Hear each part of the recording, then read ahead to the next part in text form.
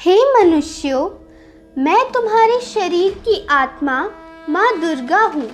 बस तुम मुझे एक बार जान लो। थोड़ा सा मुझे अपने हृदय में रिक्त स्थान दो।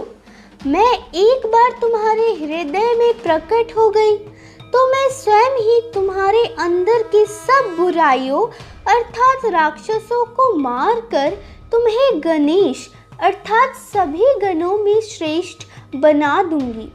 किंतु तुम थोड़ा सा तो प्रयास करो, थोड़ा सा तो अपने हृदय को निर्मल करने की कोशिश करो, थोड़ा सा तो सत्य का आचरण करो। तुम झूठ में क्यों रहना चाहते हो? क्यों स्वयं को ही जंजीरों से बांध रखा है? क्या तुम्हें इन जंजीरों से प्रेम है? बिल्कुल नहीं, बल्कि तुमने इन जंजीरों को पहना ही हुआ है अपने अहंकार को बचाने के लिए। इसी बहाने तुम अहंकार को बचाना चाहते हो, क्योंकि अहंकार मर गया तो तुमने जो इतने सालों से सपने हवा में बना रखे थे वह टूट जाएंगी। क्या रखा है इन हवा के जंजीरों में? एक बार पूरे आत्मबल से फूंक मारो तो जंजीरें कहाँ गायब होंगे पता भी नहीं चलेगा। तो हो जाओ स्वतंत्र, आओ सत्य की ओर, आत्मा की ओर। अपने अंदर के द्वंद्व को खत्म करके निद्वंद हो जाओ, एक रह जाओ, एक हो जाओ, शून्य हो जाओ, प्रेम हो जाओ। खोल कर देखो तो अपने घरों की खिड़कियों को। प्रकाश तो सदा से ही विद्यमान था, किंतु तुमने ही उसे उपेक्षित किया था। एक क्षण के लिए भी अगर तुमने प्रेम को पा लिया तो तुम भी प्रेम में भीग जाओगी, महक उठोगे, चहक उठोगे। तुम्हारे रोम रोम से प्रेम तरंगों के रूप में बहने लगेगा। परमात्मा तो कब का बरस रहा है। तुम ही हो जो संकुचित होकर घरों में दुबके हो। आओ जरा बाहर प्रकाश में, देखो कि प्रकाश तुम में और तुम प्रकाश में घुल रहे हो। बस एक क्षण काफ़ी है अपनी आत्मा को जानने के लिए। एक नवयुवक मंदिर के आगे से नए नए जूते चप्पलों को चुराकर शहर में जाके एक सेठ को बेच देता था। सेठ भी उन जूते चप्पलों को औने पौने दामों पर खरीद लेता था और अपने ग्राहकों को आधी कीमतों पर बेच देता था। धीरे धीरे चप्पल जूते चोरी होने की घटना जब सारे शहर के मंदिरों में बढ़ने लगी तो लोगों ने अब चौकीदारी करनी शुरू कर दी कि देखते हैं कौन शख्स मंदिर के आगे से जूते चप्पल चुराता है। नवयुवक यह भाप गया कि अब जूते चप्पल चुराना बहुत मुश्किल है, किंतु अब उसको चप्पल जूता चुराने की लत लग गई थी।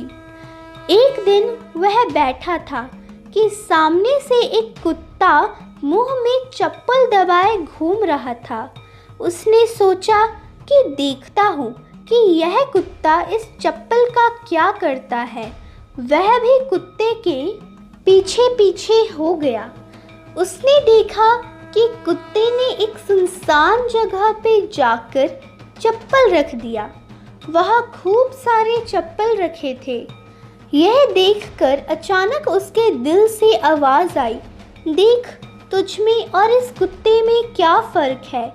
ये तो फिर भी कुत्ता है, इसका अपराध क्षमा किया जा सकता है, किंतु तू तो इंसान होकर एक कुत्ते के जैसा व्यवहार कर रहा है। उस नवयुवक की आंखों से आंसुओं की धारा बहने लगी। उसके जीवन में क्रांति घट गई। एकदम अचानक से ही उसका दूसरा जन्म हो गया। अब वह चप्पल चोर नहीं रहा। चप्पल चोर तो कहीं उसके आंसुओं में बह गया। अब तो केवल एक शुद्ध हृदय बचा था जिसमें सबके लिए प्रेम था। अगले दिन वह नवयुवक हाथ में एक तख्ती लिए शहर के सभी मंदिरों के सामने जाकर बारी बारी से खड़ा हुआ। उस तख्ती पे लिखा हुआ था कि मैंने ही मंदिरों के आगे से जूते चप्पल चुराए थे। मुझे अपनी गलती समझ आ गई है। अब आपकी मर्जी, मुझे पत्थरों से मारे या जूते चप्पलों से। वह तख्ती लेकर दिन भर शहर में घूमा, किंतु किसी ने उसको एक शब्द तक नहीं कहा। जानते हो क्यों नहीं कहा? तुम सोचते हो कि लोग बहुत अच्छे होंगे।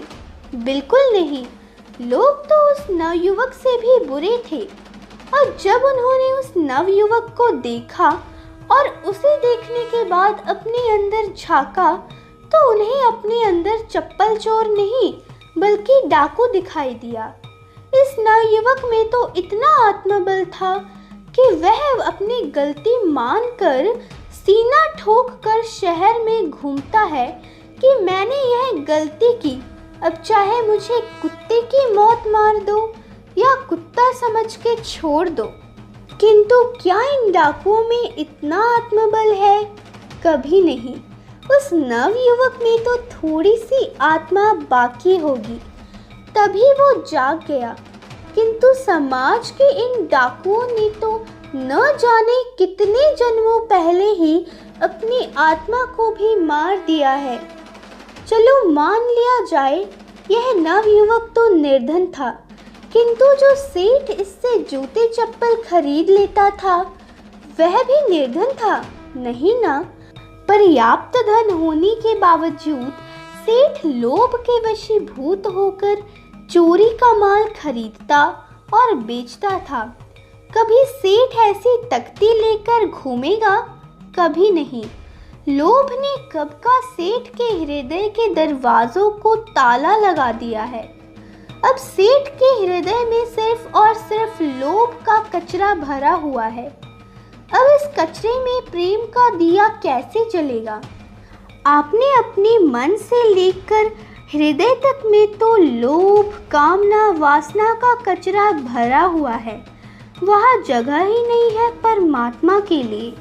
परमात्मा तो कब का आपके घर के आगे खड़ा आपके हृदय के दरवाजे खुलने का इंतजार कर रहा है, किंतु तुमने अपनी आंखों में लोभ का पर्दा, कानों में लोभ का गर्दा, मन में माया का फंदा, हृदय में वासना का गंदा कचरा जमा किया है।